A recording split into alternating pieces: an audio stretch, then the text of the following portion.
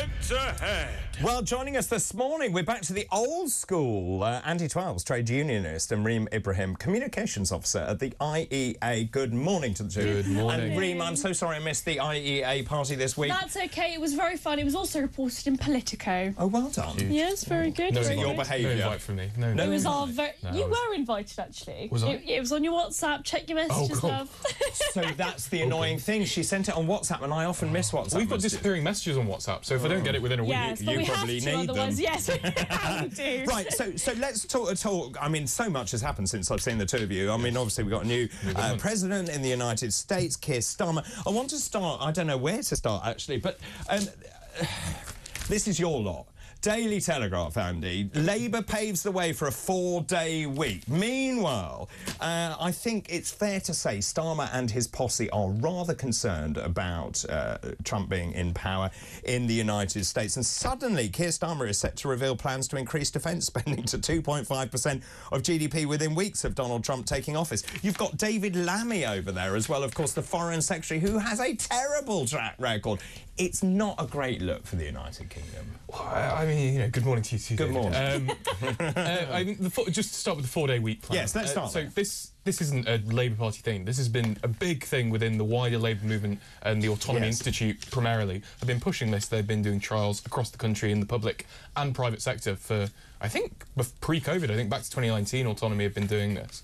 So this isn't like a new kind of hot Rachel Reeves DWP policy. No, she removed objections, to be fair. Yeah. This is a long-standing thing within, I think, the think tank sector, rather than it being kind of some spads in a back room scheming. So I think, in fairness, it wasn't my lot. It was, an independent think tank. So you're right. There was a trial of the 4-day week last year from South Cambridgeshire District Council. They found that by going to a 4-day week, Reem, their services got worse. The average call centre times rose by 14.5%. 4 of the 12 key performance indicators on target. And Nigel Farage, who was in Wales yesterday talking to the Reform Conference there, he said they talk about 4-day weeks, working from home, life-work balance. Oh, we're more productive at home, darling. It's all nonsense. It is all nonsense. The evidence and the overwhelming evidence suggests that the 4-day working week does not work for the majority of sectors. So we've seen this happen across different areas. Andrew's right. We did see about 2 years ago there was this sort of small-scale trial that was done, and effectively what would happen is the workers themselves would report back and say, oh, I am significantly more productive. It's literally somebody marking their own homework. Obviously, they are going to say, watching a movie. Exactly. I'm so much more productive because you like flexible working. Look, it does work in some sectors. You know, in a lot of office spaces, it does tend to work, you know, working from home one day, or indeed effectively compressing those hours. However, in the majority of sectors, it doesn't work. And my problem with this is that it is the government effectively telling elements of the public services, elements of the civil service, that they're able to work remotely and have those kind of flexible working arrangements when there is no evidence for it. So can we just focus on Trump? I do want to just talk about that, but we've got Labour in power. Rachel Reeves' budget, $25 billion she shoved on to employers' national insurance. You've got people like Lord Rose saying this is a disastrous budget in terms of employing people in this country. What are your thoughts, Andy, on Rachel Reeves, the budget generally? Is this a great new start for Britain? I don't think. I think new starts, I suppose. I think great. Well, it's probably, definitely something. Middling new start, perhaps. I mean, you know, listen, it's been, what, 15 years since the last Labour budget was delivered? 15, 14 years. Obviously, the markets are going to be a bit cautious when there's a new administration. They weren't cautious, they plummeted. Well, you know, but obviously, I'd imagine that if you looked at Osborne's first few budgets, the markets had a bit of a mare, because it's a new administration after a long period of time. But I think but there's another story this morning that inflation is going to rise and people coming off their fixed rates are going to suffer. So these are people who are hardworking people. They're going to suffer at the hands of a Labour government. Well, as the Conservative Party repeatedly told us over the last 5 years, you know, it's not the fault of the government that inflation is rising. No, this is definitely the fault of the government. Well, because the government if you borrow and the government doesn't control inflation. That's what they told us. So they can't have it both ways. No, you're absolutely right. So in those particular instances, the government, in all instances, have lied to the people. But let's be very clear about this. The budget that we saw, the other week was going to hurt working people. Anytime you significantly increase taxes, it is going to hurt working people. It's really interesting, David, you brought up employee national insurance contributions. Effectively, what's happened is the government have said, well, we're taxing employers, so therefore it is not going to hurt working people. That is a complete farce. It is the difference between the impact of tax and the incidence of tax. Where do you think employers are going to get the rest of that money? It's going to come through less job opportunities, less hiring. It's going to be through cutting wages and, in many, many instances, cutting jobs. It's going to result in people losing their jobs. So we have to be very, very clear about this. These tax increases will absolutely hurt working people. Andy, Lord Rose, the Asda chairman, said this is a very, very damaging budget, very damaging tax rises, and that the supermarket will now look closely at how many workers it can afford. The head of Sainsbury's also saying exactly the same thing. Labour has got this wrong. I don't think Asda are in any position to talk, really. Why? You know, I mean, they've got long-running disputes with the GMB union about them underpaying minimum wage to their warehouse workers. So I think maybe, you know, if they're really struggling that much to pay their warehouse workers properly, I mean, I don't think they're running their business properly. What about small businesses who say we can't afford to employ people? I think small business people have different interests to, you know, the billionaire chairman of Asda who don't pay their workers properly. So what about small businesses? I do have to go to a break, but small businesses I know are saying that this is going to cripple us, and so Reem's point is valid. They'll lay. I appreciate that. Survive? How is the local corner shop going to survive? I completely appreciate People that. are going to lose their jobs, and small businesses are going to suffer. Do you think is it incompetence, this budget, or inexperience? I don't think it was. It's socialism. It's not socialism. I wish it was socialism. I wish we did have socialism. Why isn't it socialist? I think it is. I think many socialists would disagree if you said the only socialist in the Treasury is the painting on Rachel Reeves' wall. Rachel Reeves is not a socialist. She's a social democrat, perhaps. She's not a socialist. All right, I have to pause. We have to go to a break. We'll continue this after the break. This is Weekend Breakfast. Good morning. Welcome back. We're in the middle of Head to Head with Andy 12's trade unionist, Reem Ibrahim, communications officer at the IEA. That's the Institute of Economic Affairs. It is just quite interesting watching Labour and the way they are starting to change policy, Andy, that they're now suddenly pledging they're going to increase GDP spending to 2.5%. The Conservative government wanted to do that. Really ought to be 3%.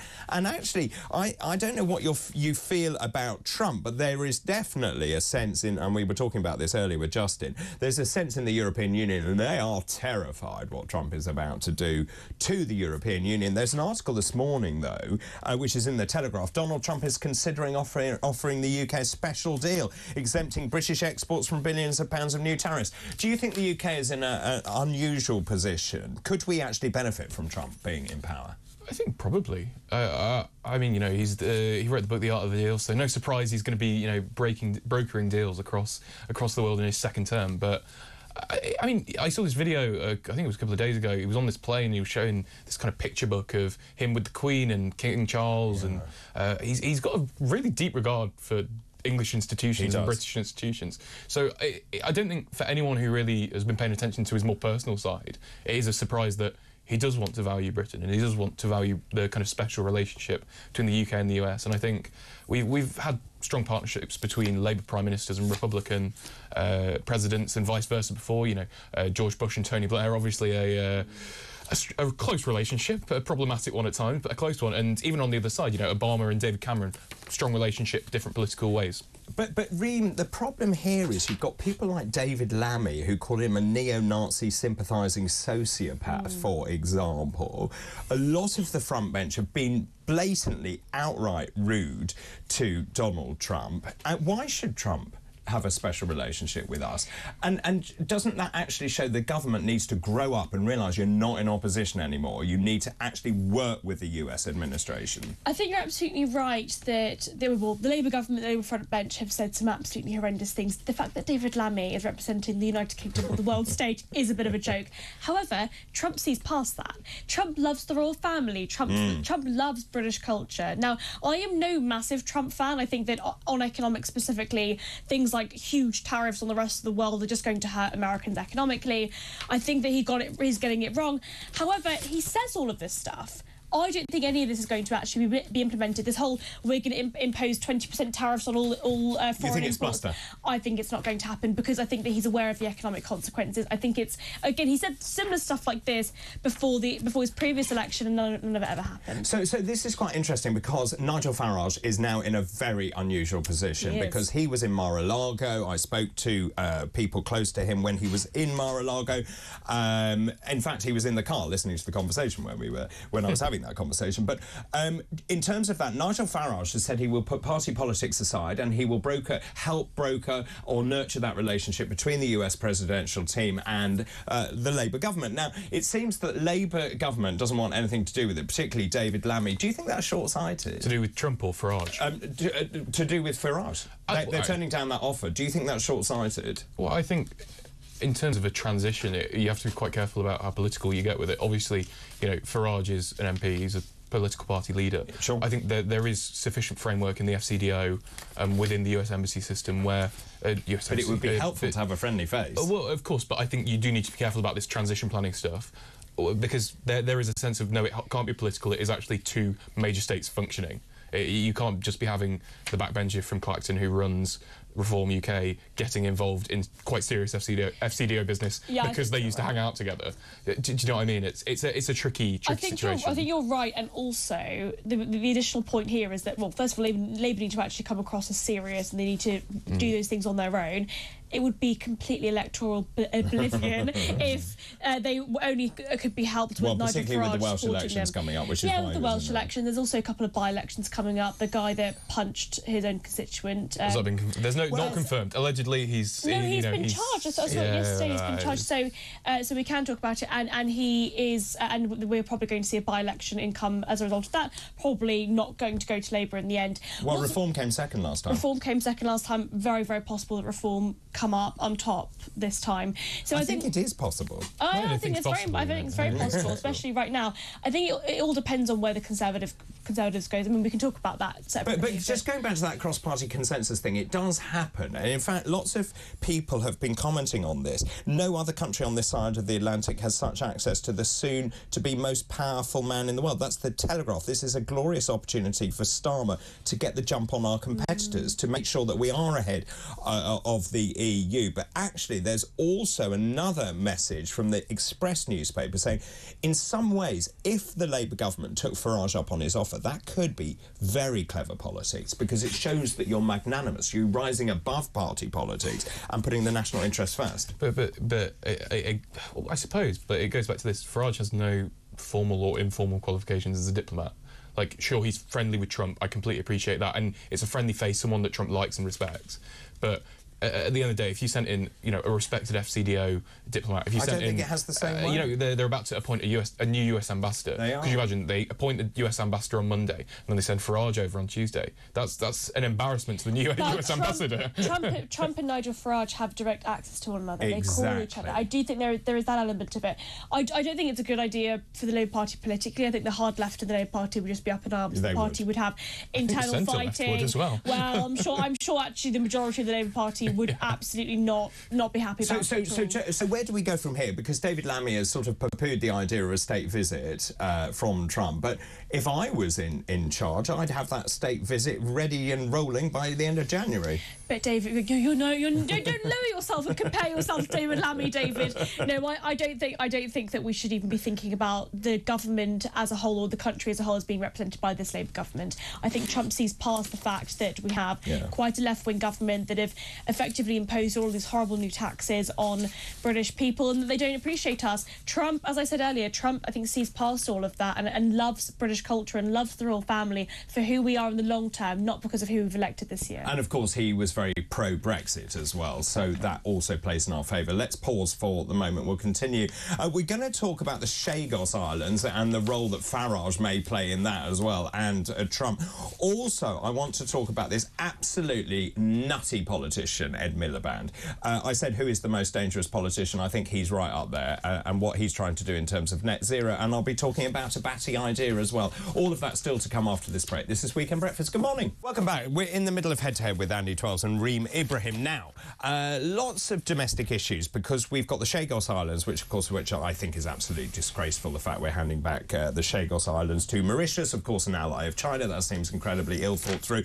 The latest, though, is that Starmer could face a problem here, because Trump, I think, will not like that Diego Garcia, which is obviously strategically very, very important. That's the first thing. Where do you stand on this? I mean, do you think it was a nutty idea, and will actually... I don't think it's been ratified, actually, so there is an opportunity for it to be reversed. And Nigel Farage, again, is wading into this, and he's written a huge dossier with a KC, sorry, who is backing up the idea that handing over the Chagos is actually going to be detrimental to British security. Farage has been a busy man, hasn't he? He has been He's been up to lots and lots of things. But that's the point. Going back to the point, he could be a useful conduit. But anyway, we're not going there. Seemingly not for Clacton, because he seems to be everywhere but Clacton. Oh, OK, good point. But, well, we'll go back to Chagos. People in Clacton don't have a problem with it. They love him. I'm sure they do. Well, they've had a track record of... I mean, it is a problem for Clacton if our national security is at risk. But I don't doubt it. But so where do you stand on the Chagos Islands? So it's odd, because